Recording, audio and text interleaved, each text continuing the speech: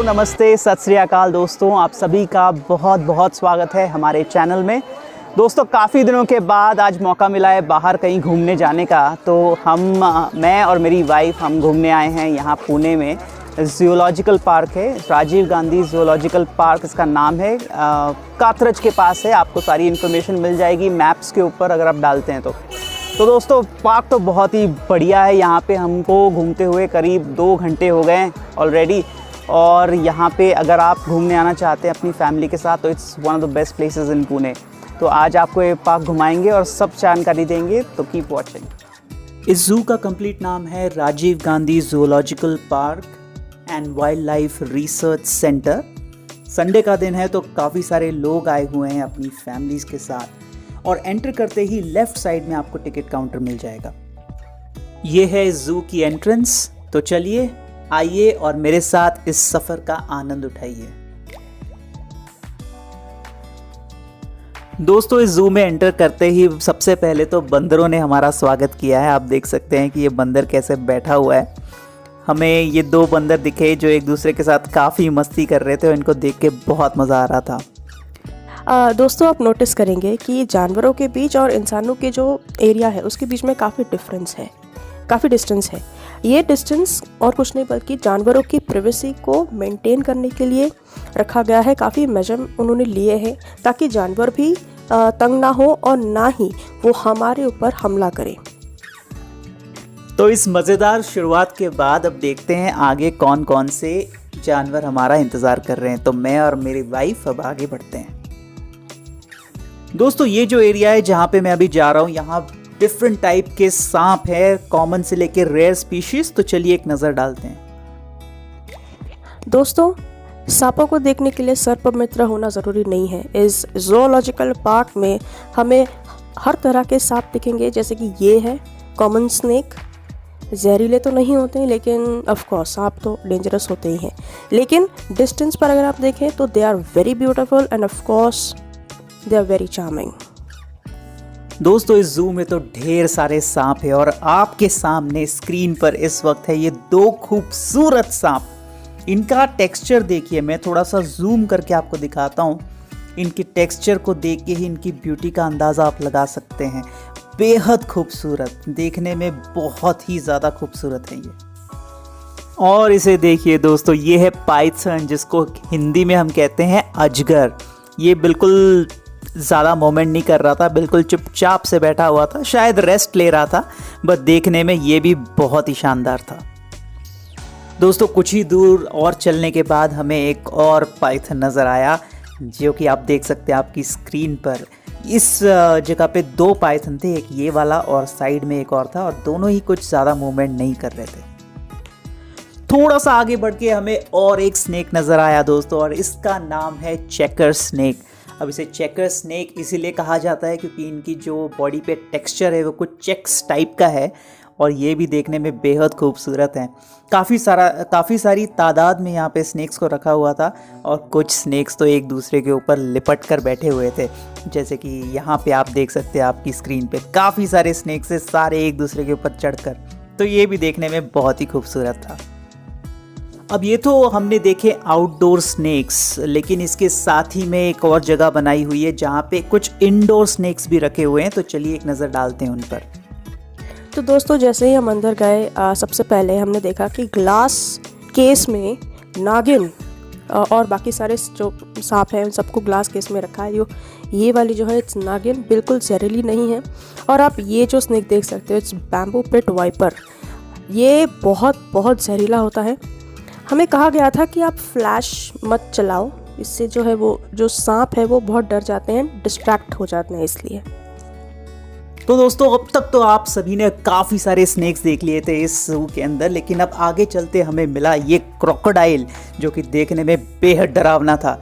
पानी में बैठा हुआ था और शायद अपना संडे मना रहा था, इसलिए ज़्यादा कोई मूवमेंट नहीं कर रहा था, जस्ट रिलैक्सिंग।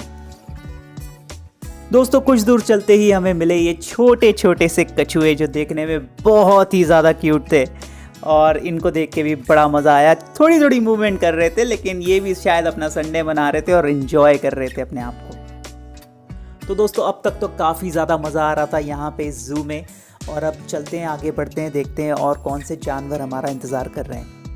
वैसे दोस्तों आपको बता दें कि ये जो पार्क है इसकी टाइमिंग है सुबह 10:30 से लेके शाम के 5:30 बजे तक।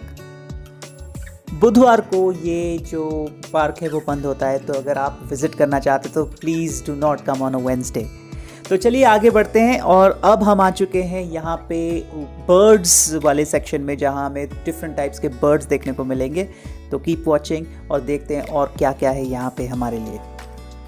बर्ड सेक्शन में ही एंटर करते हैं हमें मोर दिखा, जो दिखने में बहुत सुंदर लग रहा था, और इसके अलावा कोई खास बर्ड्स नहीं दिखे हमें इस सेक्शन में। तो जैसे ही हमारा बर्ड सेक्शन ख़त्म हुआ, हम बड़े एनिमल सेक्शन की तरफ, और पहला जो हमें दिखाई दिया दैट वाज अ लेपर्ड। ये भाई साहब थोड़ा सुस्ता रहे थे, थोड़ी सी मूवमेंट की इन्होंने, ज़्यादा नहीं, बस थोड़ी सी। और सरप्राइज़ तो हमें तब मिला जब हमें समझ में आया कि जब हम सब लोगों ने ऊपर देखा तो ये भाई साहब हमें ऊपर से देख रहे थे। I mean, कौन किसे देख रहा था? It was like shock to all of us. दोस्तों अब बारी आ चुकी थी बंगाल टाइगर की। जी हाँ दोस्तों, इस टाइगर ने तो हम सबका दिन बना दिया था। This was the highlight of the day. इतनी पास से मैंने शेर को पहले कभी नहीं देखा, और जिस तरीके से ये चल कर जा रहा था ना, मानो ऐसा लग रहा था कि बस अब बाहर ही आ जाएगा। It was such an amazing experience. बहुत ही ज़्यादा खूबसूरत लग रहा था। ये बंगाल टाइगर अपने फुल शबाब में था, and what a site it was. दोस्तों बंगाल टाइगर के ठीक बगल में था ये वाइट टाइगर, जो कि देखने में बहुत ही ज़्यादा शानदार था, लेकिन ये हमसे काफ़ी ज़्यादा दूर था, तो हमको कैमरा जूम करके इसे देखना पड़ रहा था, और छोटे छोटे चक्कर ही लगा रहा था। बस वहीं छोटा सा इसने अपना दायरा बना रखा था जहाँ पे ये घूमे जा रहा था, पास में नहीं आ रहा था, शायद अपने मूड में नहीं था, लेकिन देखने में बहुत ही ज़्यादा खूबसूरत था ये वाइट टाइगर। मैंने अपनी लाइफ में फ़र्स्ट टाइम वाइट टाइगर देखा है, and I was so thrilled to watch this amazing species. दोस्तों टाइगर्स देखने के बाद हम आ चुके थे यहाँ, जहाँ पे हमको दिखे काफ़ी सारे हिरन, और हिरन की काफ़ी सारी वैरायटीज़ है यहाँ। कुछ नॉर्मल से हिरन हैं, कुछ एंटेलॉप टाइप के हैं, और इनके पास बैठने के लिए काफ़ी ज़्यादा जगह थी। जिस वक्त हम यहाँ गए उस वक्त तो ये सिर्फ आराम कर रहे थे, इसलिए ज़्यादा कोई मूवमेंट नहीं देख सकते यहाँ। दोस्तों ये ज़ू तो इतना बड़ा है कि ख़त्म होने का नाम ही नहीं ले रहा था।